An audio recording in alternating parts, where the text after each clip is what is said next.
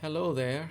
We are back again to our Journey Learning 6502 assembly in the Apple II, the easy way. So today we'll learn how to read the keyboard. Before we do that, a quick recap of what we have seen so far. So the 6502 processor has three main registers that we interact with, X, Y, and the accumulator. And some of the operations are going to use specifically the accumulator or the X or Y register, and in other cases we can choose. And there's also a status register that contains several flags with basically a 0 or 1 value, an on or off state. And we have seen the 0 flag, which is set when increment or decrement operations reach 0. So another way that we can make comparisons, this increment, decrement, and the 0 flag, they allow us to make comparisons with 0 basically. But if we want to just compare with any other value, then we need a new command called comp. So the comp operation, the comp instruction, you compare a value that you inform which value is that. In this case, a hexadecimal A0. You are comparing this with the contents of the accumulator. So depending on the contents of the accumulator compared to this value, you are going to fill something called the carry flag. And this carry flag can be used for a number of branching decisions based on the comparison between the accumulator and that value. So if the accumulator had a value that is less than the value that we provided as argument for the comp operation, then we branch to whatever label we are indicating, BCC, BCC loop or BCC end. Then we go to this branch if and only if the accumulator is smaller than the value that we addressed, or you see that branch equal if the register has the same value, or if it's different, or if it's less than, if it's greater than or equal to a certain value. And not only we have the comp operation that compares the accumulator to something, but we also have the comp X and comp Y that do the same to the X and Y registers. So we're going to use this soon, but just to keep in mind that this is yet another way that we can basically make ifs, right? We can compare one of the registers to something, and depending on what happens, depending on the results of this comparison, which is mediated by the carry flag, we can make a branching decision. So when it comes to reading the keyboard, we are going to implement this program here, which I will explain using the code editor. So let's go. Okay, so here we have our program. So these two guys, we already know them from previous episodes, but we have two new interesting addresses here.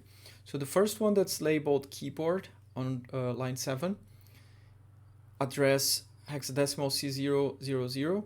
This one will contain the ASCII code of the last code, the last key that got pressed. So if we press, A, then the ASCII code for A gets put on this memory address.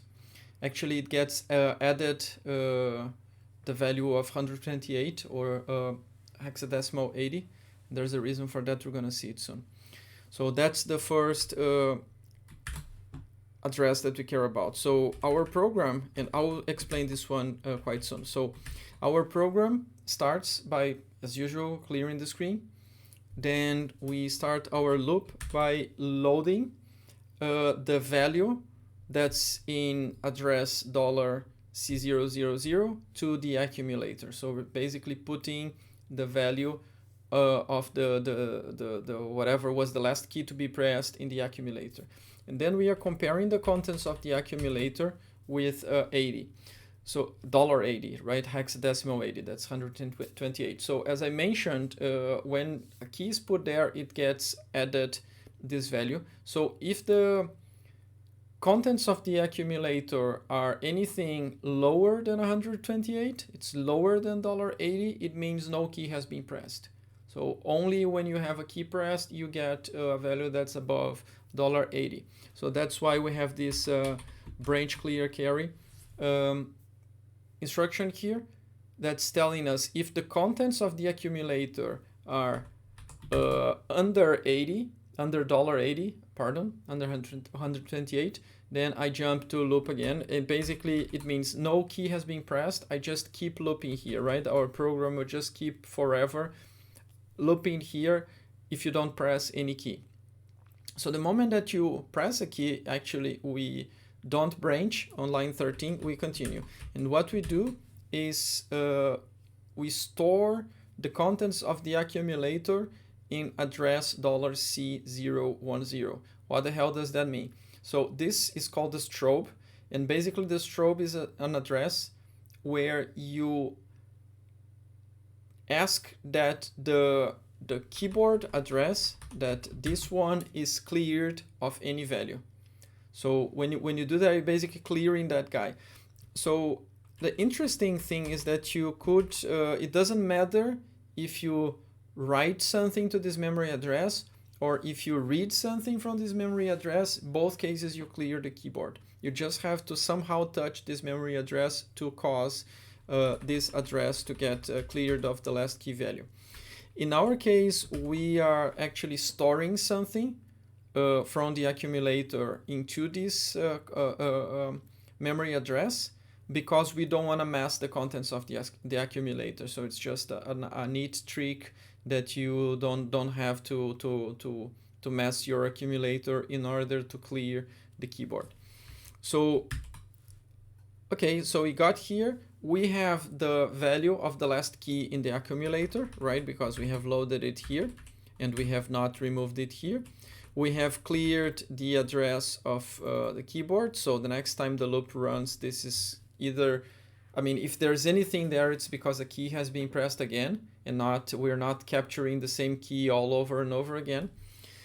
And here we are basically printing the contents of the accumulator to the console output. We already know this. We have done this in a previous exercise. And then we do a jump to the start of the loop. And you see this is a infinite loop, right? So once we get into this program, we never get out of here without resetting the computer. But that's not a problem. So let's run this thing and see what happens. Let me assemble it first. 21 bytes long. Execute. Now it's just waiting for keyboard input. So if I type something,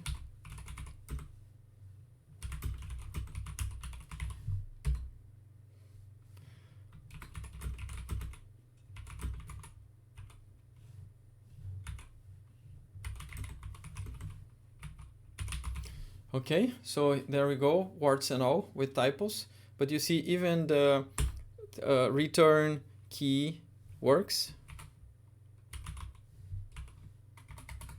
So yeah, it's just a loop. We read what's in the keyboard, we print to the console, and in the meantime we clear the last key that was pressed, and we keep doing that.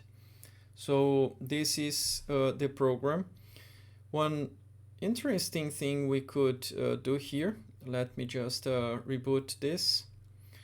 So what happens if we don't clear the last key press, right? If we don't clear, we don't touch the strobe address. Let's see what happens. Okay, as long as I don't press any key, nothing happens. But now if I press A, you see it's basically all filling the console output because we are not clearing. So what happens is that you read the last key pressed to the accumulator, and then we print to the screen. And because we haven't cleared it, when we start again, that value of that key is still there. So this is why we should use the strobe to clear the last key that has been pressed. So yeah, of course, this is not what we want. So this has been an interesting episode. We have seen new instructions to compare registers with values, the compare or comp y or comp x instructions, and new branching instructions that depending on these values we can do different things. And we also saw the addresses that allow us to read keys from the keyboard, and yeah, the strobe address that's part of the mechanism properly reading these and reading it only once. So I hope you had fun, and see you next time.